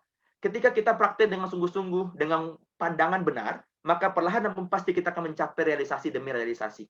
Baik itu tingkat jana, baik itu pencapaian kemampuan batin tahap meditasi, baik itu mungkin mulai pencapaian kesucian, ya masuk arus, maga, ya lalu kesucian tahap 1, tingkat 2, dan sampai realisasi arahat, Bapak Ibu. Sampai bisa nibbana. Nah, ketika kita mencapai satu demi satu realisasi, pencapaian realisasi pertama saja meningkatkan keyakinan kita. Oh, ternyata apa yang saya lakukan ini benar-benar ada dampaknya ya. Benar-benar saya bisa rasain ini loh. Seperti apa yang diceritakan. Benar-benar loh saya bisa merasakan ketenangan batin ini luar biasa. Ini namanya patiweda, Bapak. Seperti halnya ketika kita berdana, timbul kebahagiaan yang begitu besar, kita akan yakin bahwa ternyata memang berdana itu bisa membawa kebahagiaan. Karena itu buktinya kita benar-benar sudah realisasi kebahagiaan ketika kita keluar barang, keluar uang, kok malah bisa bahagia. Kan kadang-kadang kalau orang cerita nggak masuk akal. Tapi kalau kita lakukan, kok benar ya? Nah, karena Bapak Ibu sudah merealisasi kebahagiaan dari berdana. Jadi sudah semakin yakin pasti. Ketika mau mengulang berikutnya, nggak ada pertimbangan lagi. Sudah pernah saya rasakan kok. Benar-benar bahagia, saya sudah realisasi itu. Itu baru realisasi duniawi. Apalagi realisasi yang lebih absolut. Ya, itu. Jadi inilah cara meningkatkan sadar. Kita melangkah, Bapak Ibu ya. Nanti bisa lebih panjang ditanya jawab. Yang S kedua, Bapak Ibu, yaitu sila. Sadar sudah kita punya. Untuk menjadi manusia permata, kita harus punya S kedua, yaitu sila. Yang bahasa sederhananya artinya moralitas. Atau lebih sederhana lagi adalah etika, Bapak Ibu. Etika dalam menjalani kehidupan sebagai manusia ini. Manusia yang tak beretika nggak mungkin menjadi manusia berkualitas. Manusia tak berkualitas bukan manusia permata, Bapak Ibu. Karena permata adalah sesuatu yang berkualitas. Maka untuk menjadi berkualitas, untuk menjadi permata harus berkualitas. Untuk berkualitas harus punya etika dan moralitas. Dalam Buddha Dhamma kita nggak usah repot-repot mencari bagaimana punya moral yang baik, bagaimana sih etika yang baik. Buddha Gautama sudah langsung memberikannya, Bapak Ibu. Ya, kepada murid-muridnya di masa itu, dan masih bisa bertahan eksis, dan benar-benar sesuai perkembangan zaman, tetap tidak akan berubah dan terpakai di setiap masa, setiap zaman, setiap ranah kehidupan. Yaitu yang kita paling kenal umumnya bagi umat awam, yaitu Pancasila. Memang ada sila-sila yang lain, tahapannya atas sila 8, dasar sila 10, sampai Patimokkha sila, milik anggota Sangga. Ya kan? Tapi sebagai umat awam nih, sebagai pembelajar awal, kita paling tidak punya namanya Pancasila. Seperti jari di Buddha gambar ini kan ada 5, Bapak ya. Panca artinya 5. Sila artinya moralitas, etika. Jadi 5 moralitas, 5 etika rumah tangga, 5 etika umat awam, 5 etika pembelajar, ya kan? Sebagai praktik kita sehari-hari. Ketika kita mampu memiliki 5 moral ini, ya kita bisa dikatakan manusia yang berkualitas, Bapak Ibu. Manusia yang tidak menyakiti diri sendiri dan tidak menyakiti orang lain, bahkan makhluk lain. Apa 5 sila ini Bapak Ibu? Saya yakin sudah ngelotok ya, kalau bahasa itu udah di luar kepala Bapak Ibu ya. Mudah-mudahan bukan lupa, tapi benar-benar sudah hafal mati. Hindari atau bertekad tidak melakukan pembunuhan. Bertekad tidak melakukan pencurian. Bertekad tidak berbuat asusila. Bertekad tidak berucap kata-kata yang tidak benar. Bukan hanya bohong Bapak Ibu ya sini ya. Tidak benar. Ya, tidak benar itu bisa menyakiti, kasar, seandainya fitnah, dusta, bohong, tidak tepat waktu, gosip, dan lain sebagainya. Dan yang kelima adalah bertekad tidak mengkonsumsi yang memabukkan, yang melemahkan kesadaran kewaspadaan. Di masa itu mungkin memabukkan hanya minuman, Bapak Ibu. Tapi di masa sekarang ada obat-obatan, ada makanan, ada zat-zat tertentu, ya bahkan sampai mungkin visual-visual tertentu yang membuat orang kecanduan. Ya, itu kita harus hati-hati juga. Pokoknya semua sesuatu yang membawa kita pada kecanduan itu membuat kita lemah dari kewaspadaan, itu patut kita latih untuk pelan-pelan kita kurangi. Bukan hanya sekedar minuman, Bapak Ibu. Ya, ini kesadaran umat Buddha yang terus bertumbuh harus sampai tahap itu. Nah, ketika kita punya 5 moralitas ini, maka kita akan dihargai, disayangi, dicintai oleh orang-orang sekitar kita, oleh bangsa dan negara, oleh dunia ini. Karena ini adalah orang berkualitas, permata dia, Bapak Ibu. Akan dicintai, akan dikagumi, akan dihargai. Loh, jangankan manusia, binatang aja dia nggak mau bunuh, dia nggak mau sakiti. Sila pertama. Kedua, dia tidak akan mencuri barang orang lain. Tenang saja, ya. Tidak, dia sudah bertekad memang dia nggak mau mencuri. Jadi walaupun itu barang dikasih depan mata, nggak ada orang yang lihat, nggak ada CCTV. Namanya dari dalam, tidak akan kita ambil, Bapak Ibu. Ya, bukan karena CCTV, bukan karena polisi seseorang itu tindak pencurian, tapi dari diri sendiri, Bapak. Nah, inilah gunanya sila. Ya, pagar, rem. Lalu kita juga sebenarnya punya moralitas asusila, tidak berselingkuh, ya, tidak sebenarnya berbuat yang tidak pada pasangan yang bukan pasangannya, yang seterusnya, pada orang-orang dilindungi, pada yang belum umurnya, pokoknya yang tidak dalam status yang sah. Lalu dia punya juga moralitas menjaga ucapan, tidak menyakiti hati orang, ya, tidak mengatakan sebenarnya, tidak memutarbalikkan fakta, tidak bergosip yang bisa menyinggung orang lain, tidak berkata sesuatu yang tidak tepat pada waktunya, dan lain sebagainya. Apalagi fitnah, tidak memfitnah, tidak mengatakan yang tidak sebenarnya, pada itu tidak seperti itu ya. Dan juga yang terakhir adalah dia tidak kecanduan yang aneh-aneh, Bapak Ibu. Ya kan? Yang bisa melemahkan kewaspadaan dia sehingga dia nggak konsentrasi. Bukan cuma minuman sekarang, yang kecanduan game saja bisa nggak hati-hati bawa kendaraan. Ya, bisa mencelakakan orang lain dan dirinya sendiri. Kecanduan pada pornografi, kecanduan pada hal-hal yang mungkin berupa visual, audio, ya kita harus melihat sampai ke tahap itu. Kadang-kadang bukan hanya minuman, makanan, ya, obat-obatan, apalagi zat-zat adiktif dan lain sebagainya. Nah, inilah Bapak Ibu, ketika kita punya 5 moral ini, bisa kita lihat kualitas seseorang dari sana. Bapak Ibu pasti punya kenalan juga, mungkin diantaranya, kok ini berbeda ya, kalau dekat dia kok enak ya, kok dia rasanya sejuk ya, kok orang ini begitu luar biasa ya. Bapak Ibu ukur dia dari mana sih? Pasti ukur dari perbuatan dia kan? Perbuatannya kita bisa ukur paling dekat dari 5 ini kan. Kalaupun dia belum dana, paling nggak dia nggak pernah mencuri, nggak pernah. Kalaupun dia belum bisa ceramah-ceramah yang baik, paling nggak dia nggak pernah bohong.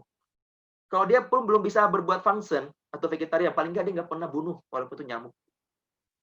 Apalagi manusia. Ya, kalaupun dia seandainya belum pernah mungkin bagaimana ngajari orang tentang berumah tangga yang baik, bagaimana harmonis, paling nggak dia nggak pernah tuh kedengeran seandainya berbuat yang enggak. Nah, sebagainya. Paling bagus mabukkan. Ya, itu alat ukur kita, Bapak Ibu. Selain Pancasila, Bapak Ibu, di dalam faktor sila ini, yang S kedua ini, Bapak Ibu, untuk menjadi manusia permata, selain kita memiliki Pancasila, 5 moral, yaitu kita juga harus mengembangkan dua dasar perlindungan, Bapak Ibu, ya, yang bisa melindungi dunia ini bahkan, bukan cuma diri sendiri. Yaitu pertama adalah hiri. Bapak Ibu tahu arti hiri? Hiri adalah malu, Bapak Ibu. Ya, malu untuk berbuat yang salah. Bukan hanya yang jahat atau bukan hanya yang buruk, Bapak Ibu, yang menyakiti orang, tapi buat yang salah saja sudah malu. Jadi sihir itu bukan takut atau bukan malu berbuat jahat, malu berbuat buruk, malu berbuat salah. Artinya ketahuan tidak ketahuan, ada yang lihat tidak ada yang lihat, dia tetap tidak akan buat karena dia tahu itu salah. Ya, itu rasa malu, Bapak. Nah, ketika kita punya rasa malu, mau bohong aja malu, mau korupsi malu, mau bentak orang malu seandainya, mau membunuh malu, dia pasti tidak akan lakukan itu. Sehingga dia akan tumbuh menjadi pribadi yang baik, menjadi pribadi yang lebih bijaksana, menjadi pribadi lebih sabar. Ya kan? kualitas-kualitas baik akan muncul. Itulah ke permata. Permata kan punya kualitas-kualitas baik, Bapak Ibu. Ya kan? Nah, cara menjaga kualitas baik itu dari hiri dan pasangannya, yaitu otapa. Otapa ini rasa takut. Kalau hiri rasa malu berbuat yang salah, rasa takut akan akibat dari perbuatan yang salah. Jadi nggak apa-apa kok, boleh kok Bapak Ibu kita ketika mau melakukan sesuatu kita takut. Ya, aduh nanti kalau saya berbohong, saya nanti diketahuan sama suami saya akan dimarahin, saya akan diceraikan. Nanti kalau saya bohong atau saya begini, papa saya tahu. Nanti saya nanti masyarakat tahu, nanti saya malu. Rasa takut itu perlu Bapak Ibu. Ya, takut akan akibat perbuatan buruk itu perlu banget. Itu ajaran Buddha, itu dhamma Bapak Ibu. Ya, karena kenapa? Begitu kita muncul rasa takut, kita ngerem. Nggak usah deh, daripada nanti saya begini ribet, nanti begini saya malu, nanti kalau begini saya dimarahin, nanti kalau begini saya akan kehilangan uang, saya akan kehilangan kepercayaan, saya kehilangan pekerjaan dan sebagainya. Rasa takut itu tuh rem Bapak Ibu. Malah jadi orang mulia dia ketika dia punya dua ini. Ya, dia orang yang berkualitas Bapak Ibu. Dia punya rasa malu untuk berbuat dan dia punya rasa takut untuk melakukan. Takut akan akibat ya Bapak Ibu.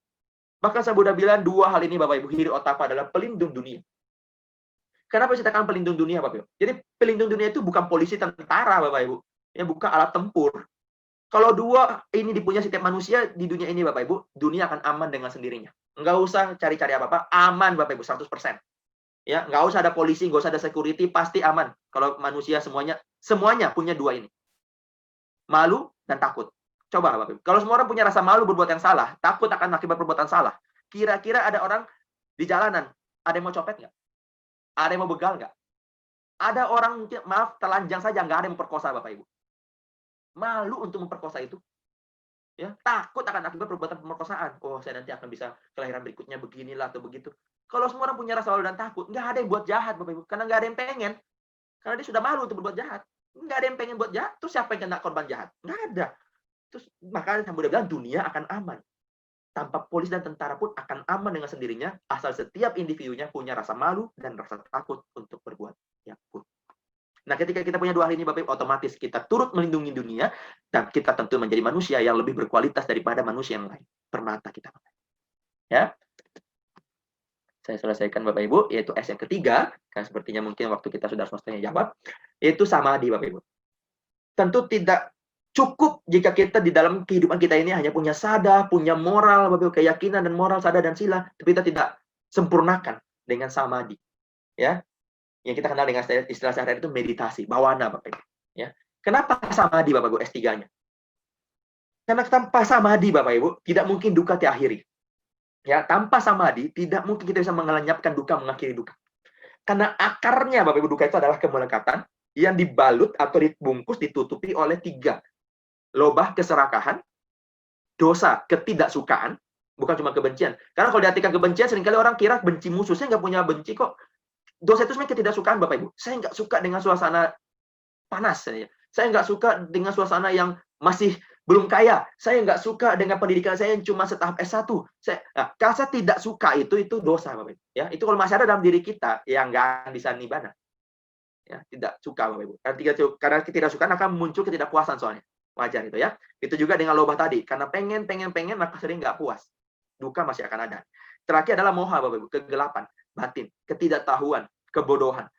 Jelas kalau masih ada moha, tidak mungkin bisa nibbana Bapak Ibu. Nah, kenapa? Ya dia aja belum tentu tahu bahwa nibbana bisa direalisasi, dia aja belum tentu yakin bahwa nibbana bisa akhir duka itu bisa tercapai, bahwa duka itu bisa lenyap, karena dia nggak punya pandangan tentang itu. Dia nggak punya keyakinan tentang itu. Dia masih terliputi moha, lebih tebal mohanya Bapak Ibu. Begitu dia yakin akan nibbana, muncul lagi keraguan. Masa sih? Kayaknya nggak mungkin deh. Kayaknya susah deh. Kayaknya nggak untuk saya deh. Nah, keraguan muncul lagi karena mohanya masih tebal.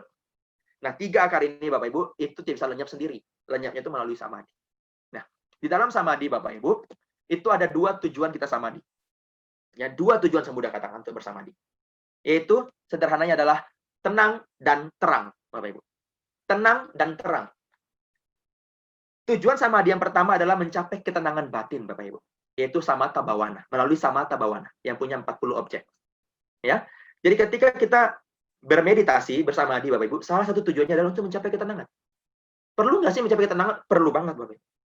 Kalau kita tidak tenang batin kita, bagaimana kita mau memikirkan tentang terangnya kehidupan ini? Bagaimana kita bisa berpikir untuk lenyapkan duka ini? Kita aja nggak tenang kok, tiap hari gelisah. Ya kan? Maka samadhi tujuannya untuk mencapai ketenangan batin, tenang ya, itu adalah samatha bhawana. Yang kedua Bapak Ibu adalah vipassana bhawana, yang tujuannya adalah untuk merealisasi pencerahan, merealisasi pandangan terang, terang Bapak Ibu ya. Kenapa saya katakan terang? Ya kayak tadi kita itu moha gelap. Dengan vipassana bhawana, kalau lakukan dengan sungguh-sungguh sesuai tahapan, ada guru yang membimbing, kita akan bisa mencari pandangan terang, melihat apa adanya.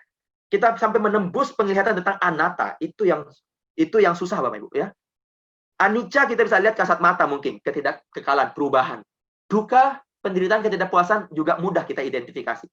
Tapi anatta Bapak Ibu, ketanpa akuan, tanpa inti, tanpa sesuatu yang ada atau ada tapi tiada gitu Bapak Ibu ya. Jadi itu yang susah. Nah, vipassana bhawana akan mengantarkan kita sampai ke tahapan melihat dengan jelas, melihat dengan terang realitas apa adanya.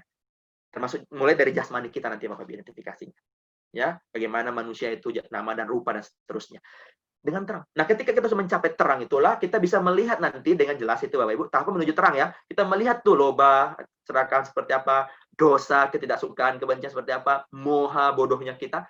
Ketika kita bisa lihat pelan-pelan, kita bisa kikis, hapus, bersih, terang. Itulah yang dicapai oleh Buddha dan para arahat Bapak Ibu. Kalau beliau bisa, berarti kita kan bisa. Kan jalannya sama, ilmunya sama. Iya kan? Nah, itu Bapak Ibu ya. Inilah tujuan bersama. Nah, karenanya Bapak Ibu, materi kita hari ini sudah kita pelajari tentang menjadi manusia permata, bagaimana kita punya keyakinan yang kokoh atau sadah S yang pertama Bapak Ibu, sadah pada tiratana bahwa Buddha dan Sangha ini eksis, Bapak Ibu, benar-benar bisa direalisasi. Lalu ada 4 kebenaran mulia sebagai realitas apa adanya, realitas kehidupan yang harus kita pahami dengan baik. Bahwa hidup adalah ketidakpuasan, ada sebabnya dan bisa berakhir seperti lampu tadi, dan ada jalannya. Lalu kita punya sila, ya, sila bagaimana kita punya 5 moral dan punya malu dan takut dan berbulu. Lalu kita punya samadhi S yang ketiga, yaitu harus mencapai tenang dan terang secara sederhana begitu. Biar gampang diingat nih Bapak Ibu. Maka saya ingin tutup Bapak Ibu sesi sharing kita sebelum kita masuk tanya jawab dengan sebuah pesan dari Sang Buddha yang tertuang dalam kitab suci kita Tipitaka Bapak Ibu bagian Utara Nikaya. Beliau katakan begini. Mendapatkan kelahiran sebagai manusia ketika Dhamma telah dibabarkan dengan baik, namun tidak memanfaatkannya, maka sebenarnya telah melewatkan waktu yang berharga. Coba kita renungkan Bapak Ibu, sekali lagi. Mendapatkan kelahiran sebagai manusia itu sungguh sulit. Seperti kura-kura tadi mencari satu buah karet. Kita akan jadi manusia pun sudah ada Dhamma yang dibabarkan. Bukan di masa yang tidak ada Dhamma.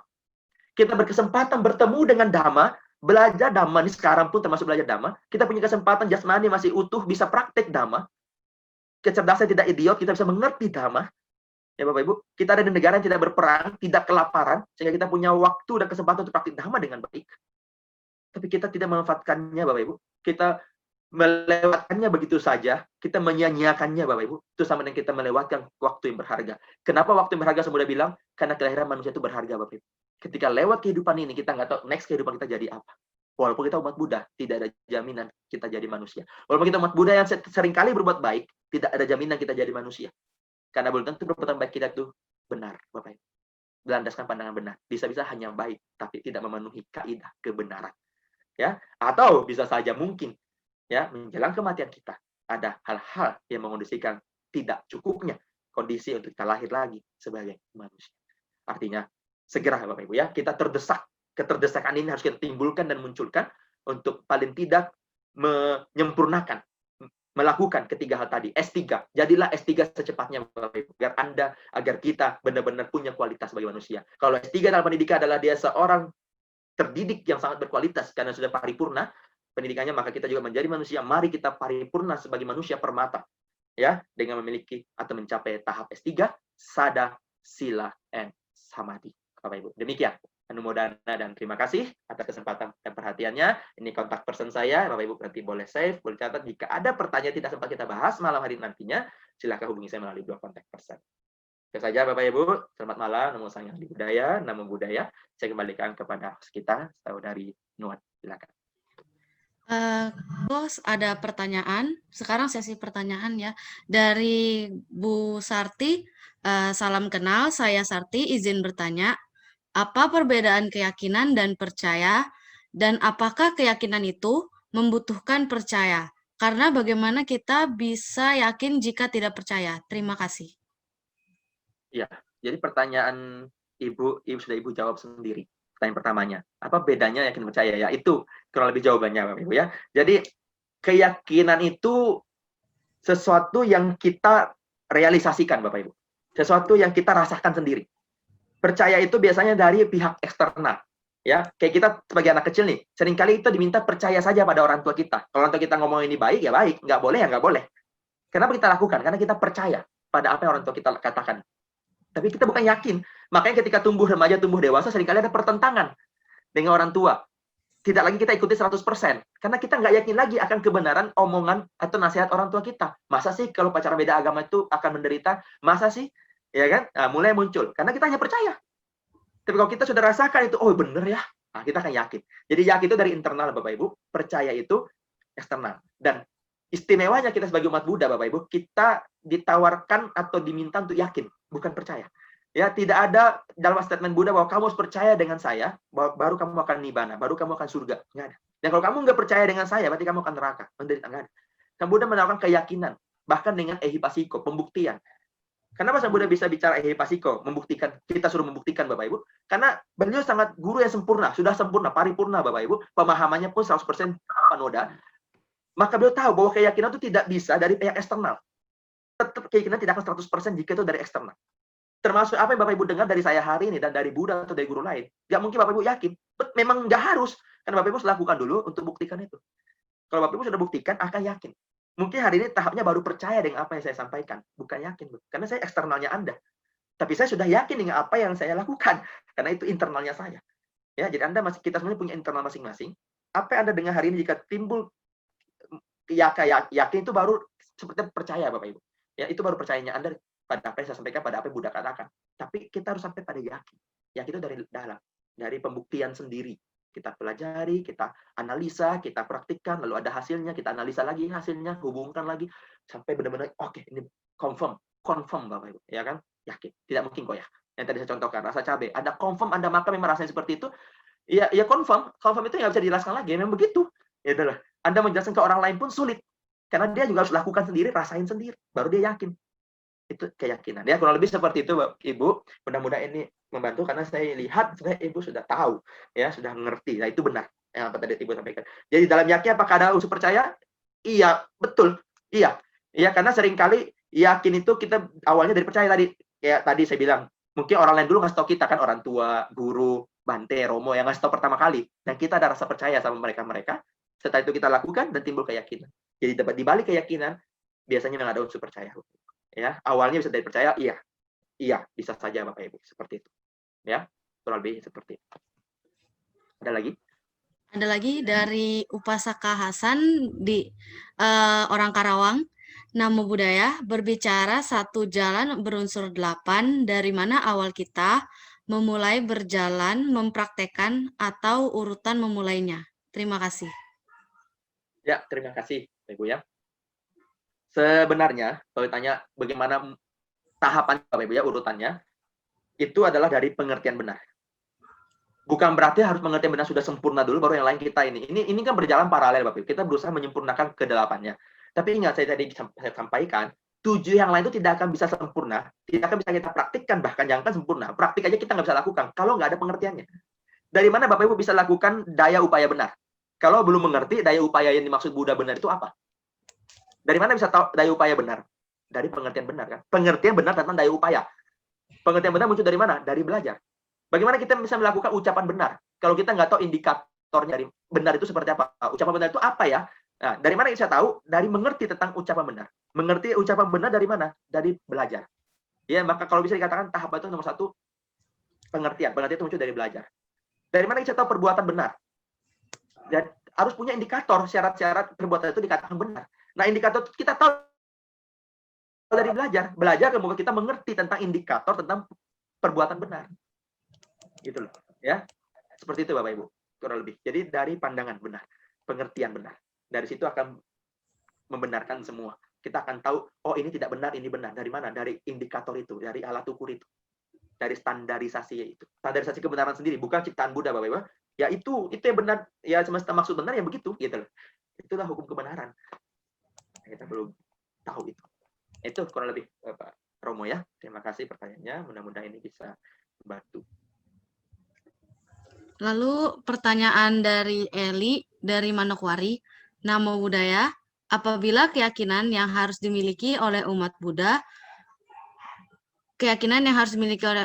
dulu, apa bedanya ajaran Buddha dengan ajaran agama lain yang mengatakan asal percaya umatnya pasti bahagia di akhirat? Bukankah ajaran Buddha bersifat ehipasiko? Datang, lihat, dan buktikan sebelum kita menyatakan keyakinan. Anumodana. Iya, ya, saya coba menangkap pertanyaannya ya. Jadi kurang lebih yang saya tangkap begini, apa bedanya sih keyakinan kita dengan keyakinan yang lain, terutama di mana di yang lain itu mengajarkan percaya dulu Bapak Ibu, kalau di Buddhis mengajarkan ihipasiko, datang lihat dan buktikan. Tadi sedikit saya ulas sebelumnya Bapak Ibu bahwa kenapa Buddha mengajarkan ihipasiko? Karena keyakinan bisa kita dapatkan kalau kita buktikan sendiri, kalau kita lakukan, karena itu internal Bapak Ibu ya. Kita harus rasakan baru bisa yakin. Sehebat-hebatnya yang bicara di luar sana, setinggi-tingginya pangkat dia, sehormat-hormatnya kita sama dia, kalau masih dari luar, nggak akan 100% Bapak Ibu. Masih kita mempertanyakan kok kebijakan pemerintah hari ini tentang COVID, tidak yakin 100% benar nggak ini, benar nggak itu, benar nggak ini, benar nggak begitu. Tetap ada ketidakyakinan, ya kan? Karena dari eksternal Bapak Ibu ya. Yakin itu dari internal. Maka Sang Buddha mengarah kita tuh ehipasiko. Nah, kalau yang lain bicara soal langsung percaya Bapak Ibu, percaya dulu, kalau tidak percaya tidak ini. Itulah bedanya kita dengan yang lain. Ya, saya tidak akan mengomentari dari sisi mereka, saya akan mengomentari dari sisi kita Bapak Ibu, dari sisi Buddhism begini. Keyakinan mungkin dari internal. Analogi gampangnya begini. Bapak Ibu kalau ingin sesuatu dalam hidup ini, inginnya bisa dibuktikan dulu atau buktikan belakangan. Jangankan kita bicara soal keyakinan Bapak Ibu yang menuntun kita pada jalan lenyapnya duka, pada kita mengakhiri penderitaan kita sehari-hari ini. Kita bicara dua aspek Bapak Ibu. Pertama, kita beli barang aja yang masih bisa diukur dengan uang. Bapak Ibu keluar uang 10 juta atau 30 juta bahkan 50 juta, beli satu barang, entah itu kendaraan, entah itu elektronik, dari toko yang katanya terpercaya, dengan review yang begitu bagus, terpercaya Bapak Ibu. Dia pun menyatakan dirinya patut dan bisa dipercaya. Bapak Ibu mau beli barang dari toko itu dengan review yang bagus dan dia bilang percaya, bisa dipercaya. Tapi ketika kita mau beli barang itu Bapak Ibu, barang itu terbungkus, tertutup oleh koran atau kertas dan plastik. Tidak boleh kita lihat, tidak boleh kita coba, tidak boleh kita tes, tidak boleh kita sentuh. Sampai kita bayar lunas, kita bawa pulang baru boleh kita lihat, boleh kita coba. Rusak nggak boleh ganti, nggak cocok nggak boleh tukar. Kira-kira Bapak Ibu jadi keluarin duit 50 juta? Jadi keluarin duit 50 juta Bapak Ibu untuk beli barang itu? Tapi nggak boleh dilihat, nggak boleh dibuktikan dulu, nggak boleh lihat ini benar nggak merek itu, benar nggak ukurannya seperti itu, benar nggak spesifikasinya, kita nggak boleh ada tesnya, ya kita nggak boleh lihat konten konten-kontennya Bapak Ibu, spesifikasinya kita nggak tahu, kita nggak bisa buktikan. Kalau beli handphone ibaratnya kita nggak bisa ngecek dulu, kalau beli mobil ibaratnya kita nggak bisa test drive dulu. Tapi ini toko terpercaya dan dia dipercaya oleh banyak orang, jutaan tanda kutip umatnya, jutaan tanda kutip customernya, dia pun menyatakan diri patut dipercaya. Garansi kalau beli barang dia pasti happy. Garansi kalau ikut dia pasti bahagia. Pertanyaan saya, Bapak Ibu mau percaya? Kalau duit 50 juta, nggak usah bicara kehidupan sebagai manusia, nggak usah bicara lahir mati, jaminan kematian, jaminan alam berikutnya. Bicara duit aja 50 juta, berani bertaruh Bapak Ibu. Nggak nyoba barang nih, nggak boleh balik lagi duitnya, nggak boleh tukar nih. Saya yakin mayoritas di antara Anda, atau termasuk saya, tidak mau Bapak Ibu. Saya lebih mau beli barang kalau saya bisa coba. Saya lihat dulu, benar nggak warnanya sesuai dengan yang saya mau. Spesifikasinya benar nggak seperti ini. Seperti yang dijanjikan nggak. Saya coba dulu, jangan-jangan barangnya sudah rusak. Atau gagal produksi. Ya kan? Atau bagaimana. Atau saya nggak nyaman. Mau beli barang aja, kita mau buktikan dulu Bapak Ibu. Ya. Yang kedua Bapak Ibu adalah kita bicara soal jodoh. Nah ini menarik nih Bapak Ibu. Menarik lagi nih. Ya, cara jodoh Bapak Ibu teman-teman sedama. Bapak Ibu kalau dikasih pilihan, ya pasangan Bapak Ibu, seandainya nih ada satu orang cowok atau cewek ya, kita punya pasangan seandainya cowok atau cewek. Terus kita diminta menikah dengan orang itu Bapak Ibu. Tapi orang ini belum kita kenal. Jadi begini, kita itu diminta married sama orang tua kita, diminta menikah sama orang tua kita. Tapi kita nggak boleh tahu calonnya siapa, kita nggak boleh lihat orangnya dulu sampai di hari H, di hari pernikahan itu baru kita boleh tahu orangnya, baru kita nggak boleh nolak. Harus langsung setuju, terima. Kira-kira Bapak Ibu mau menikah dengan cara seperti itu? Ini soal nikah loh Bapak Ibu, bukan soal akhir kehidupan loh. Soal nikah aja kita nggak pengen. Beli kucing dalam karung kan. Tapi yang ngasih tahu itu orang tua sendiri Bapak Ibu. Apa mamanya? Orang yang paling kita percaya dari kita lahir. Dengan statement, nggak mungkin mama sakitin kamu. Nggak mungkin papa kecewain kamu. Ini calon terbaik untuk kamu. Pasti kamu akan suka. Pasti cocok. Berani merit Bapak Ibu. Ini orang yang sangat dipercaya oleh keluarga kita. Dan orang yang menyatakan diri patut dipercaya oleh anak-anaknya. Karena dia orang tuanya. Saya tanya Bapak Ibu, tetap yakin nggak? Percaya sih percaya. Tapi yakin nggak Bapak Ibu? Nggak bisa kan? Kita yakin merit kenapa? Ketika kita sudah tahu orangnya. Lihat mukanya cocok dengan selera saya. Lihat karakternya, oh cocok dengan sifat saya. Saya nyaman dengan dia. Oh ini memang tipe saya. Saya siap melangkah dalam kehidupan bersama dia. Baru kita mau merit. Lah ini soal hidup pasangan hidup aja kita sampai segitunya Bapak Ibu. Nggak pengen kucing dalam karung. Pengennya membuktikan, bukan percaya. Percaya boleh nggak? Percaya sih mama saya nggak mungkin nyakitin saya. Benar mama pasti nggak mungkin nyakitin saya ya percaya. Tapi saya nggak yakin nih calon cocok nggak untuk saya.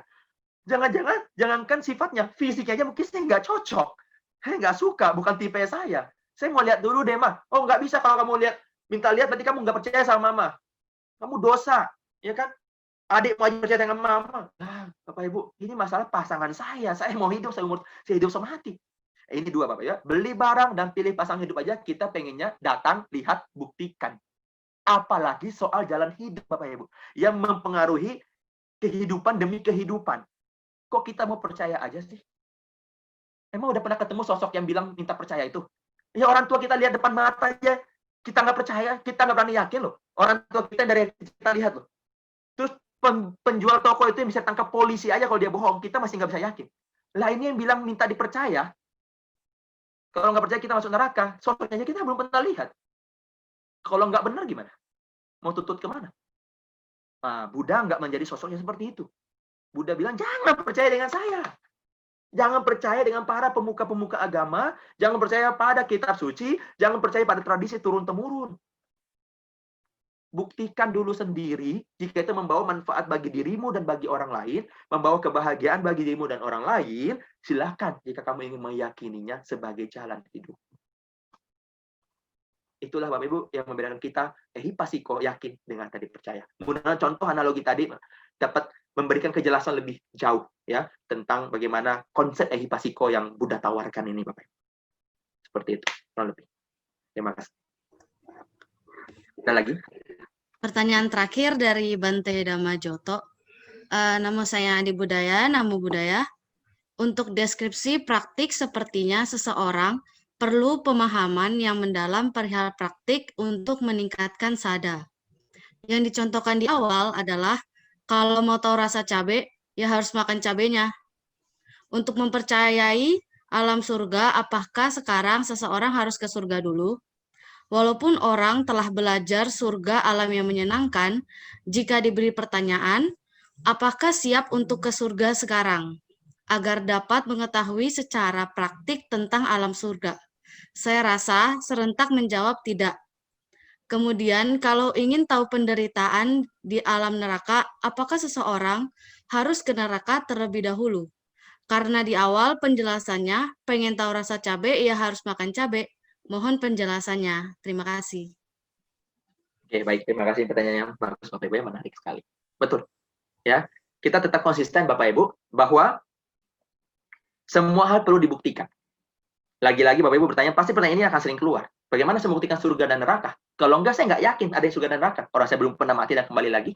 Kita pernah mati dan kembali lagi, Bapak Ibu. Hanya kita tidak mampu mengingatnya.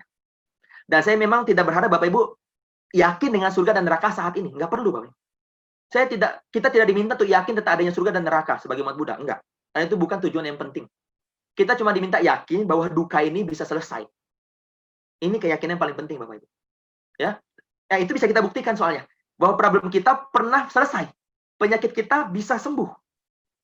Ya, lampu bisa padam total. Jadi kita nggak diminta kok percaya surga dan neraka. Nggak usah Bapak Ibu sekarang. Nanti akan yakin dengan sendirinya. Kapan?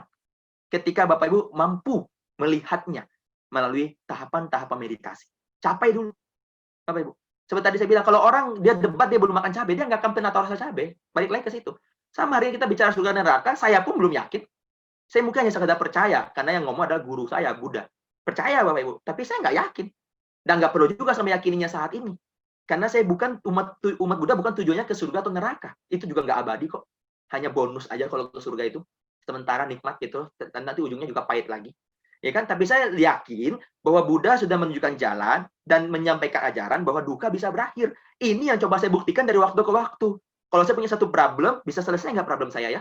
Benar nggak ada selesainya? Benar nggak setelah saya duka, itu juga anicca. Pasti nanti bisa bahagia juga. Nah, ini saya buktikan dan sampai hari ini saya masih 100% sebagai umat Buddha karena saya sampai saat ini belum kecewa dengan statement Buddha tentang itu, Bapak Ibu. Ya, saya masih terus mengalami pembuktian tentang apa yang Buddha ajarkan. Bahwa duka akan muncul terus selama masih ada ketidakpuasan, selama masih ada keserakahan. Tapi duka juga akan bisa berakhir padam total. Yang saat ini saya alami baru padam sementara, Bapak Ibu. Padam kecil-kecilan. Ya, kalau tadi saya contohkan lampu, kalau dimatiin saklarnya, itu adalah seperti kematian kita nanti. Kalau dia padam total, nggak bisa nyala lagi seperti nibbana. Maka kalau dia tadi duka berakhir sementara, kehidupan kita sehari-hari, itu seperti lampu kelap-kelip. Mati nyala, mati nyala. Karena lampu kan kalau udah mau putus itu, itulah. Duka kita berakhir juga. Nanti duka lagi. Nah, sampai dimatiin lampunya, ada mati dulu. Kan? Nanti nyala. Akan seperti itu. Itu yang saya buktikan. Dan itu yang kita diminta buktikan. Nggak usah pikirin surga neraka, Bapak Ibu. Ya kan? Sekedar mau percaya, silahkan. Belum percaya juga, nggak apa-apa. Nggak apa-apa Bapak Ibu. Tapi nanti ketika Bapak Ibu menjalankan ini, praktik apalagi sampai tahap meditasi, sekali lagi, kita akan realisasi itu. Ya, kita nggak harus meninggal dulu untuk lihat surga kok. Murid-murid Sang Buddha itu sampai Moggallana bisa ke neraka Bapak Ibu, nggak meninggal dulu tuh. Nah, kalau beliau udah ke neraka, berarti beliau udah yakin dengan neraka kan? Karena udah buktiin sendiri ini neraka. Buddha juga belum parinibbana bisa babarin Dhamma ke surga, bisa ketemu ibunya di surga. Berarti Buddha sebagai wujud manusia bisa ke surga melalui meditasinya, pencapaiannya. Beliau yakin dengan surga ketika beliau sudah mencapai. Ya. Jadi ada sesuatu statement begini Bapak Ibu. Buddha juga mengajarkan ajaran pada yang sesuatu yang masuk akal dan sesuai logika. Ini saya suka Bapak Ibu, membuat saya bertahan sebagai umat Buddha. Masuk akal dan logika. Nah, kadang-kadang Bapak Ibu, kita seringkali ngomong begini, ada sesuatu yang nggak masuk akal nih. Stop dulu Bapak Ibu. Bukan sesuatunya mungkin nggak masuk akal. Akal kita belum nyampe Bapak Ibu. Level kita tuh nggak nyampe. Tunggu ketika kita nyampe, kita akan merasakan apa yang orang lain tadi katakan. Ya, kita nggak bisa komentar, oh nggak mungkin abinya itu ada, nggak mungkin jana itu ada, nggak mungkin sotapana itu ada. Kita bisa tahu sotapana, abinya atau jana itu ada ketika kita sampai ke tahapan itu. Sebelum kita sampai ke tahap itu, ya kita anggap tidak ada Bapak Ibu. Karena kita nggak tahu. Ya kan? Seperti itu. Nah, begitu juga dengan hal-hal yang lainnya. Seperti tadi saya bilang, kita nggak akan bisa tahu rasa durian, rasa cabai kalau kita nggak realisasi Bapak Ibu. Ya, jadi kita akan bicara seandainya oh, ada nih surga neraka. Oh, ada nih abinya jana ya. Kalau kita nggak realisasi, nggak ada. Itu aja hubungan logika, Bapak Ibu. Seperti contohnya begini. Seorang anak SD akan menganggap di matematika, aljabar dan algoritma, aljabar dan trigonometri, algoritma itu tidak masuk akal, Bapak Ibu. Pertanyaan saya, benarkah trigonometri, algoritma, dan aljabar itu nggak ada? Bagi seorang profesor matematika, S3 matematika, Bapak Ibu, itu sangat masuk akal. Jadi pertanyaannya, apakah gara-gara tidak dipahami oleh anak SD, menjadikan algoritma, trigonometri, dan aljabar menjadi tidak masuk akal? Bukan, Bapak Ibu. Tapi akalnya anak SD nggak nyampe pada ini. Ini mah tetap eksis. Orang yang mencapai tahapan pemahaman tentang ketiga ini, dia akan bilang ini masuk akal. Pertanyaannya, kapan anak SD ini bilang ini masuk akal? Ya ketika dia sampai ke tahapan memahami ini. Begitu juga kita. Kalau hari ini kita bilang, surga neraka kita belum bisa tahu, kemampuan batin itu ada atau tidak. Karena kita belum punya itu. Sampailah kita ke tahap jana, sampailah kita ke tahap abinya, sampailah kita ke tahap nibbana atau kesucian, Bapak Ibu, baru kita akan bisa bilang dan bagi kita itu masuk akal karena kita sudah nyampe. Seperti hanya mata batin lah, orang bisa lihat makhluk lain. Kita bilang nggak masuk akal. Tapi kapan kita bisa bilang mata batin itu masuk akal, bisa lihat makhluk lain itu masuk akal? Ya ketika kita mencapai kemampuan mata batin. Jelas Bapak Ibu ya sampai sini ya. Ini cara kita belajar Buddha Dhamma. Jadi bukan sesuatu itu yang nggak masuk akal, kadang-kadang kita levelnya belum sampai kepada tahapan itu. Maka kita tingkatkan level kita agar kita bisa sampai kepada level itu yang orang lain pahami, kita juga paham. Jelas Bapak Ibu? Terima kasih. Ya, pertanyaannya udah habis kok. Terima kasih kepada Korandi karena telah memberikan sharing Dhamma pada malam hari ini. Sharingnya sangat menarik dan seru juga ya pastinya. Dan semoga sharing ini bisa membawa manfaat dan kebahagiaan kepada orang lain. Sebelum mengakhiri acara, boleh dong semuanya on video, kita mau adain sesi foto bersama. Statement dulu. closing statement dulu. Nup.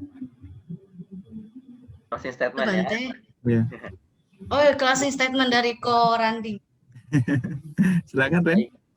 Ya, jadi demikian Bapak Ibu, teman-teman sedama. Terima kasih banyak atas pertanyaannya. Saya merasa sangat berbahagia hari ini Bapak Ibu bisa bertanya pertanyaan-pertanyaan benar-benar berbobot. Berarti Bapak Ibu, teman-teman sedama benar-benar niat dalam belajar. Jika apa yang saya sampaikan masih ada yang kekurangan Bapak Ibu, tentunya masih banyak ya. Tolong nanti dipilah dan dipilih dengan bijaksana, pakai welas asih, pakai kebijaksanaan, dan teruslah pertanyakan pernyataan saya ini kepada orang-orang yang lebih kompeten Bapak Ibu ya, lebih punya pemahaman lebih banyak daripada saya, karena saya masih awam sekali dalam belajar, apalagi berbagi Bapak Ibu ya. Di sini kita punya para anggota sanggah, para romo-romo senior yang tentunya punya pemahaman lebih banyak, pengetahuan, pengalaman taktik yang lebih mendalam. Mereka mudah-mudahan bisa membantu kita meluruskan segala pandangan-pandangan yang hari ini mungkin masih tidak lurus Bapak Ibu kita sampaikan ya.